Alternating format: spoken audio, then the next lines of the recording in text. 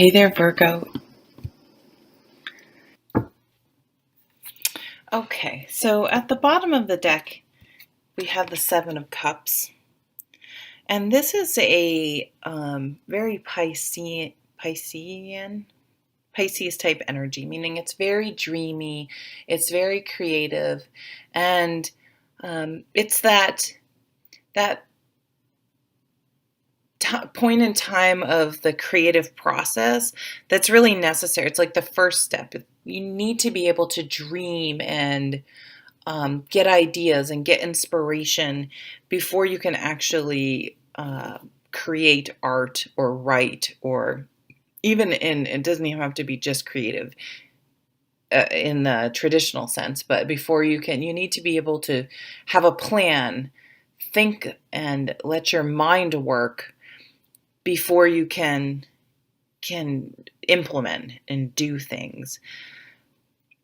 So being at the bottom of the deck this month, it makes me feel like it's time to start maybe bringing that energy that you have, those ideas, those dreams, those creative ideas, start moving them from the staging and thinking process into some actual tangible,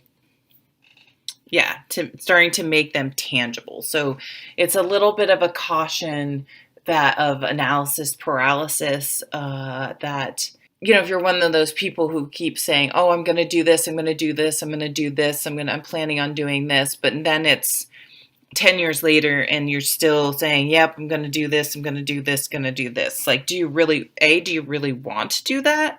And B, when?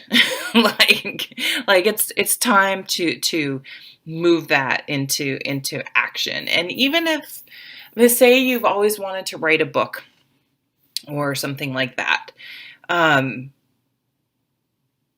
what can happen? Yeah, well, I don't really know exactly what I want to write. I'm not really sure. Just start writing.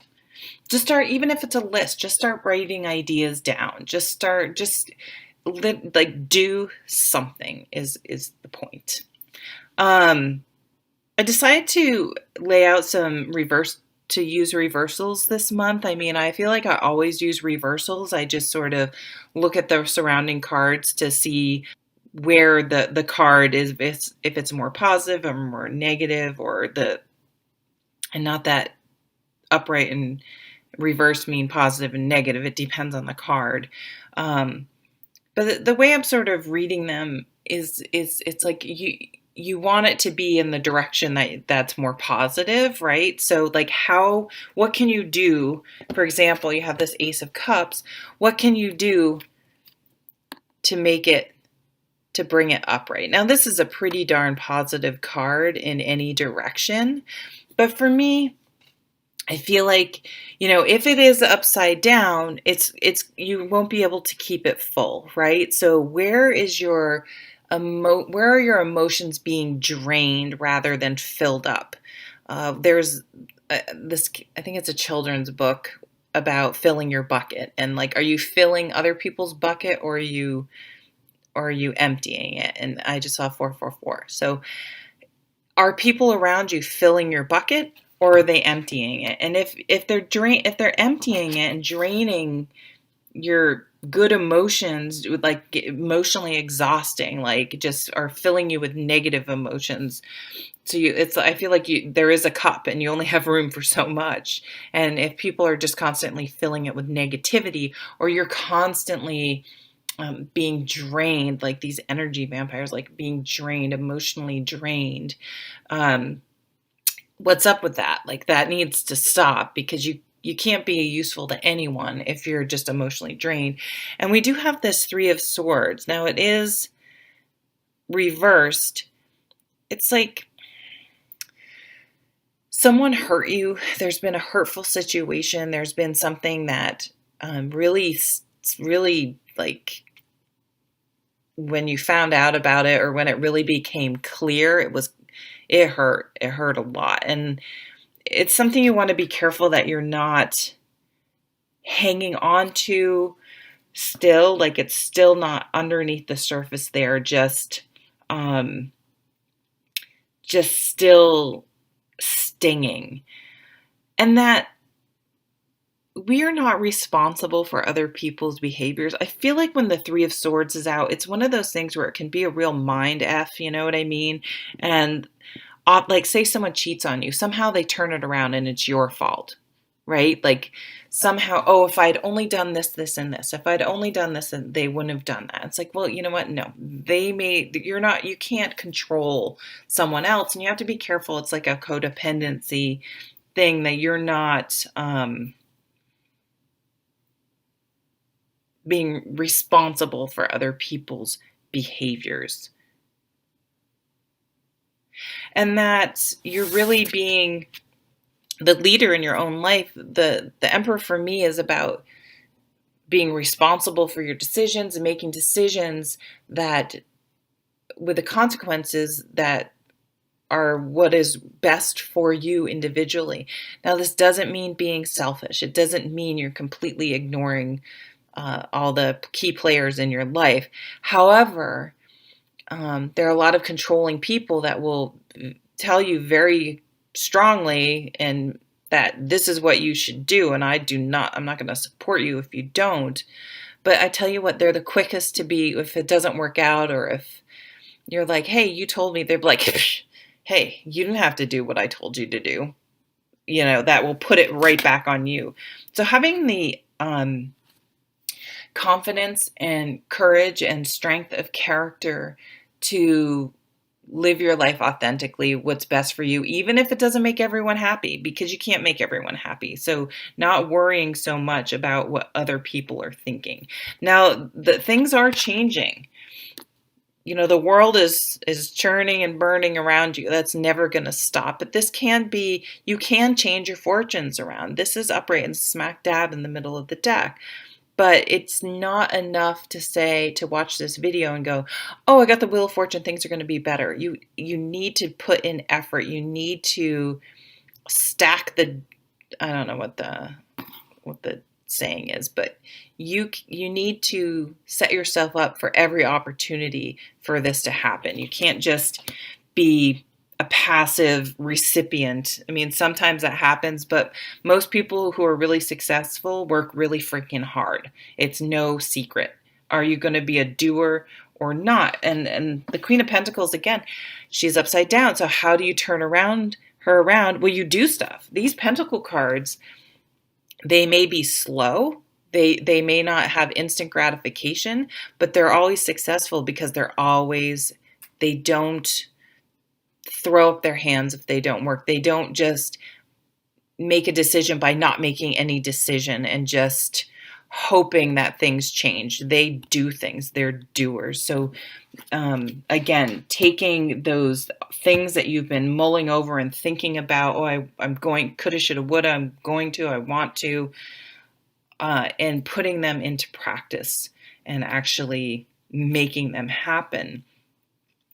And it's interesting, the Hermit is in reverse. So he's all about figuring out what you want. So for me, this means you're still projecting outward. You're still thinking about what other people wants, needs, what they think, what their thoughts are. So it's like, what do you want? What is your guiding light?